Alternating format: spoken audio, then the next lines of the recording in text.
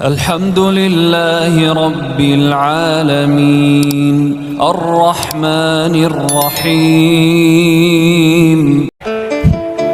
Siapakah itu orang yang sakratul maut 6 bulan tak mati-mati?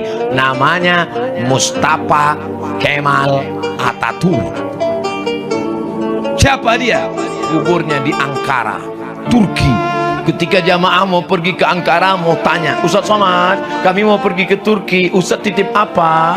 Mau titip sorban besar? Jangan, hidung saya pesek. Ustaz mau titip jubah besar? Jangan, saya ceramah kemana-mana pakai celana, malamnya aja pakai kain sarung. Hati saya agak cemas sedikit, angin kencang tadi.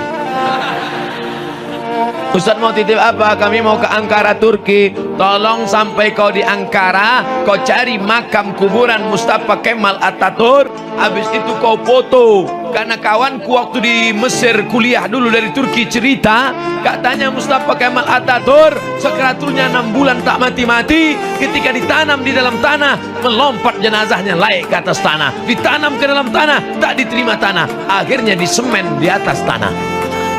Dipoto makamnya, dikirimkan ke nomor WhatsApp saya tengok, memang betul Ustaz, kuburnya di atas tanah gara-gara tak diterima tanah. Gara-gara apa?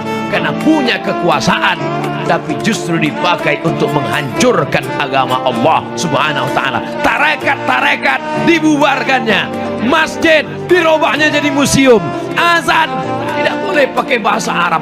La haula wala quwata illa billah. Mana dia sekarang? Mati. Fir'aun mampus.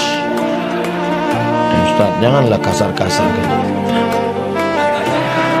Saudaraku yang dimuliakan Allah, amma zabadu fayadhhabu jufa'a wa amma ma yanfa'un nasa fayamkuthu fil ar. Yang sia-sia, yang maksiat, yang dosa habis mati ditelan masa.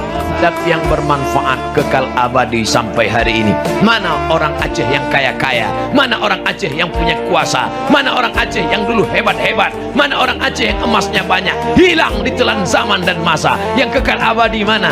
Tengku Umar, Cik Ditiro, Cut Nyadin, Syekh Abdul Rauf As-Singkili, Sultan Iskandar Muda.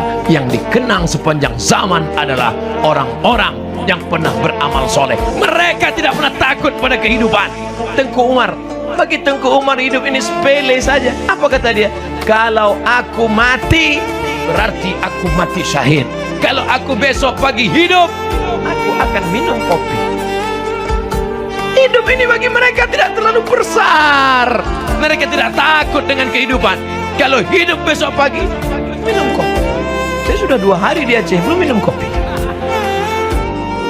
Kalau saya mati, matinya mati syahid. Alhamdulillah, dia mendapatkan itu, mati sebagai seorang syahid. Apa kata Allah? Wala taqulu liman yuqtalu fi sabilillahi amwat. Jangan kau katakan Tengku Umar itu mati. Jangan kau katakan Panglima Polem itu mati. Jangan kau katakan Cut Nyadin itu mati. Jangan kau katakan Cut Mutia itu mati. Mereka tidak mati. Allah mengatakan bal ahya, mereka hidup. Walakin la tash'urun, kalian yang tak sanggup merasakan kehidupan mereka. Mereka hanya berpisah dari jasad, tapi mereka sakratul mautnya husnul khotimah. Mati mereka kal qarsi, seperti dicubit saja. Mereka matinya seperti dicubit saja. Sementara kita mati seperti ditebas di tempat yang sama beratus kali. Seperti kambing yang dikuliti hidup-hidup. Seperti mata kail pancing yang ditarik dari kulit yang basah. Hidup hanya sekali, buatlah yang berarti. Itu dapat Ustaz dari mana? Dari dinding pesantren Gontor 10. Waktu masuk tadi saya tengok, hidup hanya sekali, buatlah yang berarti. Wah, dapat bahan ceramah. Makanya kalau lewat-lewat tuh baca guys. Saudara yang dimuliakan Allah Subhanahu wa ta'ala, mana yang punya harta, mana yang punya kebun yang luas, hilang. Mana yang punya seragam-seragam bangga, mana yang punya bintang-bintang, hilang. Semua hanya sebagai foto kenangan semata. Tapi yang kekal abadi, anakmu di tengah malam berdoa bertahajud, Rabbil firli wali walidayya warhamhuma kama rabbayani saghira. Itulah yang menerangkan kuburmu, Bu. Itulah yang membuat kuburmu lapang, Pak. Itulah yang membuat engkau tetap kekal abadi di aman yang hiruk pikuk. Buat dia pandai berdoa. Ini anak tidak diajarkan doa, tidak dimasukkan ke pesantren, mati kita. Dipakainya baju hitam, celana hitam, topi hitam, kacamata hitam, Man in Black.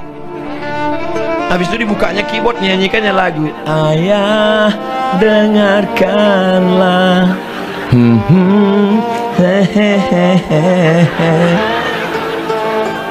Itu untuk kalau ayahnya mati. Kalau maknya mati pakai lagu juga, Mama. Saya karena nggak mau aja nyanyi nih. Kalau saya keluarkan album, menganggur artis-artis tuh. Saudara yang dimuliakan Allah Subhanahu wa taala, siapkah mewakafkan tanah untuk Islamic Center dan pondok pesantren? Yang bilang siap yang punya tanah aja. Siapkah kemasukan anaknya ke pondok pesantren sehingga menjadi anak yang soleh dan solihah? Mudah-mudahan anak kita selamat dari narkoba. Kalau tetap juga menjual, kepalanya ditembak. Saya ngutip pendapat dari Walid Husni Abdul Wahab aja. Saudara yang dimuliakan Allah Subhanahu wa taala, saya ceramah di Kemenhukum, Kementerian Hukum dan HAM tingkat provinsi, Kanwil. Sebelum ceramah, Ustaz, kita ketemu Pak Kanwil dulu. Iyalah, minum teh, makan, cerita-cerita. Apa kata Pak Kanwil Kemenhukum, Kementerian Hukum dan HAM tingkat provinsi. Nama provinsi tak boleh disebut, menjaga kode etik jurnalistik. Ustaz Somad, iya Pak Kanwil, menurut saya pengedar narkoba, pecandu itu tidak boleh dimasukkan ke penjara. Kenapa Pak Kanwil? Karena menghabiskan anggaran negara saja. Berapa gaji sipirnya, berapa untuk makannya, berapa untuk minumnya.